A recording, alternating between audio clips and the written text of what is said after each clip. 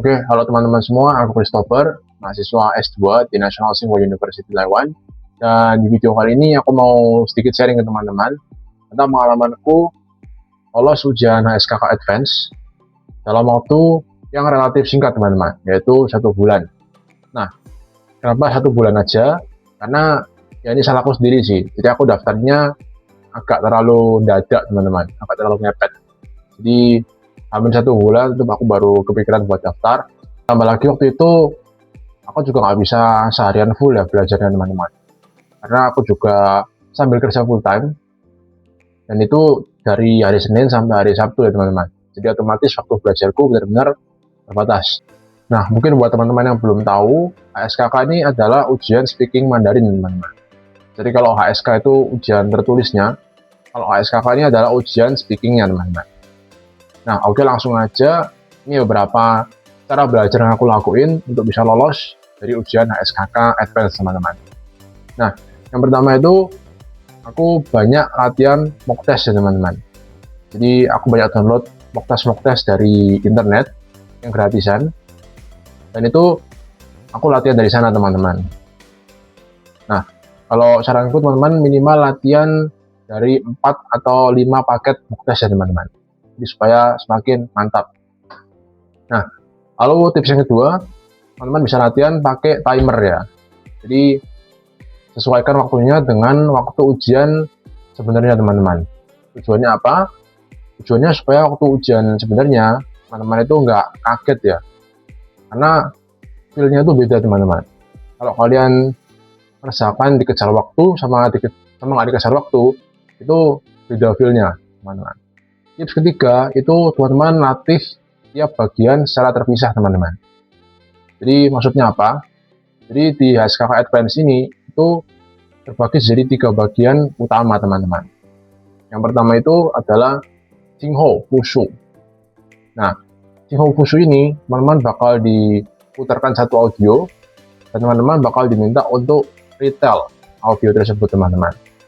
Nah, karena ini HSKK Advance, jadi audionya itu bisa dibilang lumayan sulit.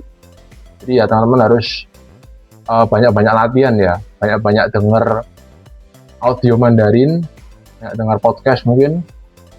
Dan itu kalian bisa latih dengan cara, misalnya kalian denger podcast ya, itu kalian bisa setiap satu bagian tertentu kalian bisa pause, lalu kalian coba untuk jelaskan ulang pakai bahasa kalian sendiri teman-teman. Nah, lalu yang bagian kedua adalah Langtu. Nah, Langtu ini teman-teman diminta untuk membaca ya teman-teman. Jadi kalian bakal dikasih sebuah teksnya nggak terlalu panjang juga sih, cuma ya tetap perlu latihan teman-teman. Jadi teman-teman bakal dikasih teks, dan teman-teman bakal diminta untuk membaca dengan lantang ya teman-teman teks ini. Nah, untuk latihan bagian ini teman-teman bisa banyak-banyak latihan baca teks Mandarin ya teman-teman. Nah, tujuannya apa? Tujuannya adalah agar teman-teman bisa biasa baca teks Mandarin ya teman-teman, bisa terbiasa membaca dengan suara lantang. Nah, lalu di sini juga teman-teman harus latihan untuk perhatikan penggalan katanya teman-teman. Jadi penggalan kata itu juga penting dan masuk bagian dari penilaian ya teman-teman. Jadi kalian harus latihan dari nada, kemudian juga penggalan kata itu bisa mungkin harus akurat ya teman-teman. Dan meskipun nanti pada waktu hari ujian kemungkinan bakal ada kata-kata yang teman-teman nggak bisa baca. Nah, itu kalian tak perlu khawatir, kalian teruskan aja sebisa kalian dan jangan berhenti di tempat ya teman-teman.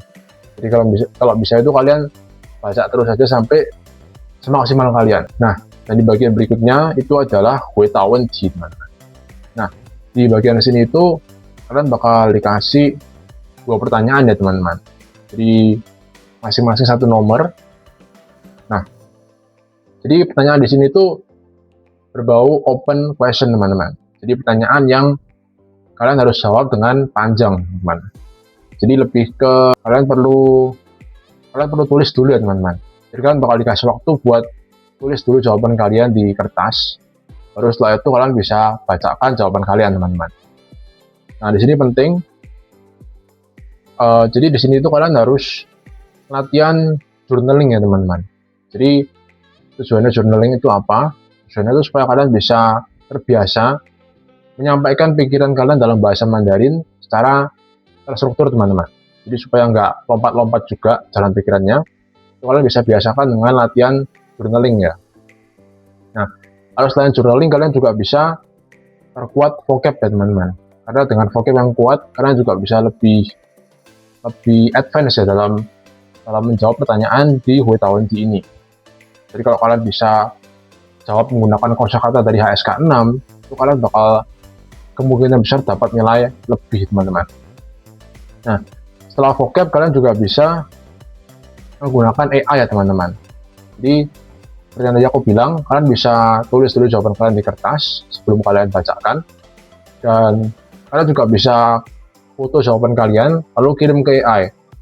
Kalau kalian tanya ke AI apakah jawaban kalian itu sudah oke, dan kalau misalnya belum oke, kalian minta AI itu buat sempurnakan jawaban kalian, teman-teman. Jadi dari tulisan yang kalian foto itu, kalian minta AI untuk sempurnakan jawaban kalian. Baru nanti hasil yang dihasilkan AI itu kalian bisa pelajari, teman-teman. Nah, tips berikutnya adalah teman-teman harus biasakan ngomong Mandarin ya teman-teman. Nah, di sini mungkin ada yang bingung karena nggak punya teman buat ngomong ya mungkin. Nah, kalau umumnya mungkin di sini. Nah, di sini kalian bisa coba untuk pakai aplikasi language exchange ya teman-teman. Jadi ada kayak Tandem, lalu HelloTalk, dan sejenisnya. Itu kalian bisa manfaatkan ya teman-teman buat cari language exchange partner dari negara tujuan kalian. Misalnya cari orang Cina atau mungkin orang Taiwan yang bisa kalian ajak untuk language exchange atau untuk latihan speaking, teman-teman. Nah, oke, segitu aja untuk video kali ini.